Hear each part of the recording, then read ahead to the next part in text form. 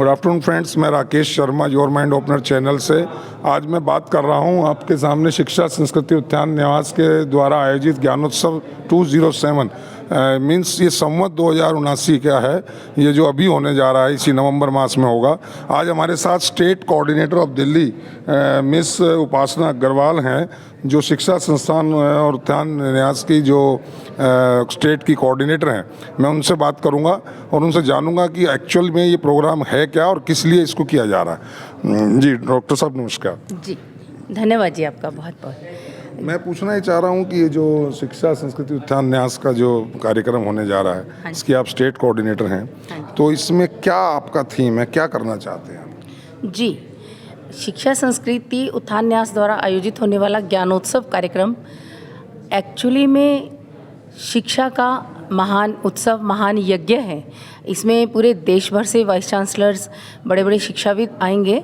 शिक्षा नीति, research, agriculture, law, medical, schools, higher education, technical education, हर विभाग से जुड़े हुए विषयों पर चर्चा होगी। पैनलिस्ट आएंगे, अपने अपने विषय रखेंगे, पैनल डिस्कशंस होंगी। और हम चाहते हैं कि एनईपी का इम्प्लीमेंटेशन पूरे देश में कैसे हो। एक पहली बार ऐसी शिक्षा नीति आई है जिसके कारण भारत कहलाएगा सही मायनों में। भारतीय आत्मनिर्भर भारत कैसे बने शिक्षा के माध्यम से, ये हमारा मेन फोकस रहेगा।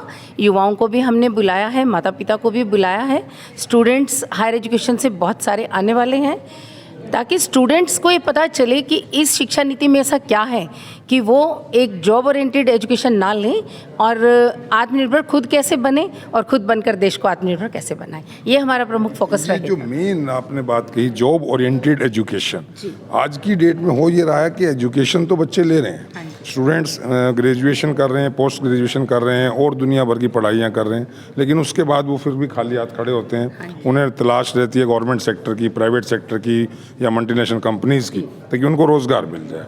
और वो नहीं मिलता है तो बड़ी उनके अंदर डिप्रेशन आता है, बड़ा उनके अंदर एक लगता है पढ़ लिख के बेकार हुए।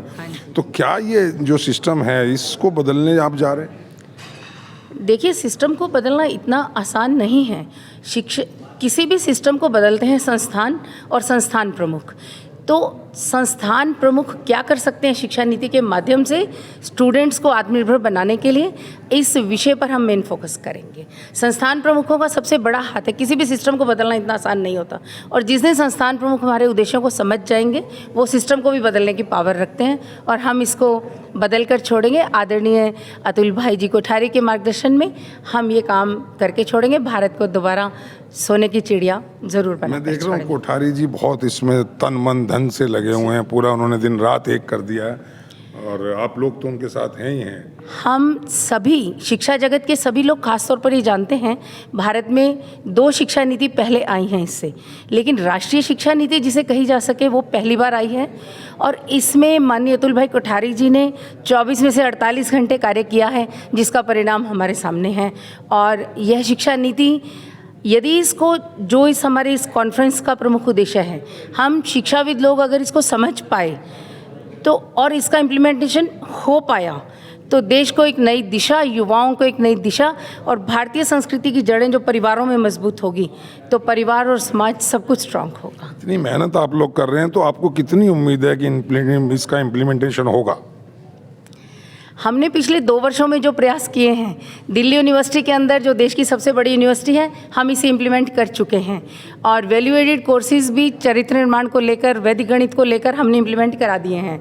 तो हमें 200% आशा है कि पूरा देश इसको इम्प्लीमेंट करेगा और हम देश को एक नई दिशा, शिक्षा संस्कृति उत्थान न्यास देगा। धन्यवाद। बहुत बढ़िया। मैं एक और बस लास्ट में एक मैसेज मैं आपसे लेना चाहता हूँ कि फॉर यंगस्टर्स और स्पेशली स्टूडेंट्स, आप उनको क्या मैसेज देना चाहेंगे तमाम इंडिया के स्टूडेंट्स के लिए? युवाओं से तो मैं एक ऐसा निवेदन करना चाहती हूँ कि वो एक मंथन करें।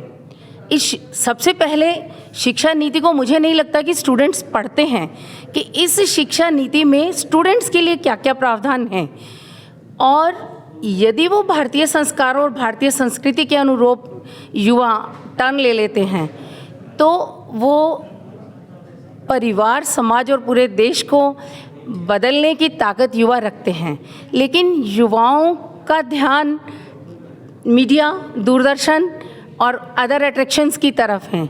लेकिन पावर इतनी है कि यदि शिक्षा नीति को स्टूडेंट्स पढ़ें तो मुझे लगता है कि बहुत बड़ा बदलाव युवाओं में आने वाला है।